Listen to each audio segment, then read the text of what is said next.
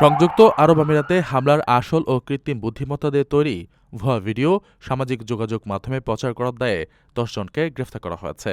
দেশটির পাবলিক প্রসিকিউটরের নির্দেশে গ্রেফতারকৃতদের মধ্যে ২ জন ভারতীয় এবং বাংলাদেশ, পাকিস্তান, ফিলিপাইন, মিশর, ক্যামেরুন, নেপাল, ভিয়েতনাম ও ইরানের একজন করে নাগরিক রয়েছেন। আরব আমিরাতের রাষ্ট্রীয় সংবাদ সংস্থা WAM জানিয়েছে, এসব ভিডিও দেশটির আকাশ প্রতিরক্ষা ব্যবস্থা এবং গুরুত্বপূর্ণ স্থাপনায় ভুয়া বিস্ফোরণ আগুনের দৃশ্য দেখানো হয়েছে। কর্তৃপক্ষের মতে ভিডিওগুলো আসল বা বানোয়াট যাই হোক না কেন, এগুলো জনমনে বিভ্রান্তি ও আতঙ্ক তৈরি করে জননিরাপত্তা বিঘ্নিত করে। একই সঙ্গে এসব কন্টেন্ট প্রতিকূল গণমাধ্যমকে সরকারের প্রতি মানুষের আস্থা নষ্ট করার সুযোগ করে দেয়। আসামিদের বিরুদ্ধে ইচ্ছাকৃত প্রতারণা ও সামাজিক শান্তি বিনষ্ট করার অভিযোগ আনা হয়েছে। এসব অপরাধ প্রমাণিত হলে আসামিদের সর্বনিম্ন ১ বছরের কারাদণ্ড এবং সে সঙ্গে ১ লাখ দিরহাম বা প্রায় ৩.৩৫ লাখ টাকা জরিমানা হতে পারে।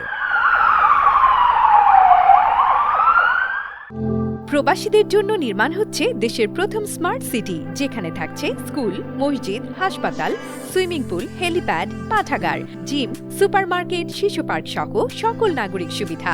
মাত্র ৩০ লাখ টাকা বিনিয়োগে মিলছে আকর্ষণীয় ফ্ল্যাট। প্লাটিনাম ইনভেস্টরদের জন্য ঢাকা বিমানবন্দরে VIP প্রোটোকল সুবিধা।